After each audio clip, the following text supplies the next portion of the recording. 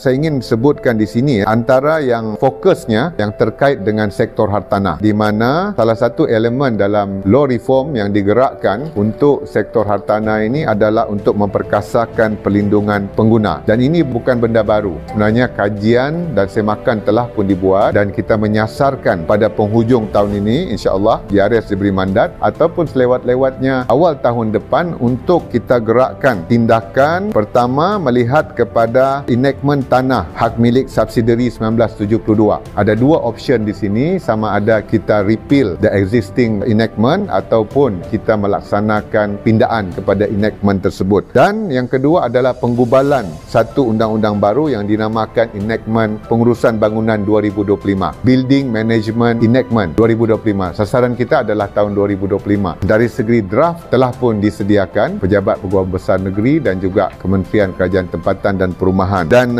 reformasi undang-undang ini dilaksanakan sejajar dengan tuntutan dan keperluan dalam perkembangan sektor hartanah, termasuklah pembangunan strata di Sabah. Jadi antara objektif kepada law reform yang melibatkan dua enactment ini adalah untuk menangani isu kelewatan pengeluaran hak milik sebagaimana yang dihadapi oleh purchaser kita dalam projek Century Plaza ini. Yang kedua, menangani isu penyelenggaraan bangunan. Seterusnya, mempercepatkan pembentukan perbadanan pengurusan. Dan yang paling penting lagi dalam enactment baru yang dicadangkan iaitu Enactment Pengurusan Bangunan 2025 ini adalah pengujudan satu apa yang kita namakan sebagai Bidding Commissioner, Pesuruhjaya Bangunan. Dan ini antara objektif ataupun elemen salient feature dalam reform undang-undang yang kita akan laksanakan yang terkait dengan sektor hartanah ini. Jadi terasnya adalah untuk kita memastikan sektor hartanah kita, undang-undang yang mengawal selia itu adalah kondusif dan responsif kepada keperluan semasa, termasuklah yang paling penting adalah memperkasa perlindungan hak pembeli sama ada residential ataupun commercial unit. Jadi ini law reform yang akan digerakkan oleh JRS yang akan terkandung dalam manifesto yang akan kita umumkan sebaik saja selesai penamaan calon. Dan saya ingin sebutkan ini bukan komitmen janji yang kita buat tanpa sebarang kerja-kerja awal, tetapi draft ini telah pun sedia. Itu sebab nama pun kalau kita tengok di sini Building Management Enactment 2025. Memang planningnya tahun ini untuk dibentangkan dalam Dewan Undangan Sabah sebaik saja kerajaan baru dibentuk nanti.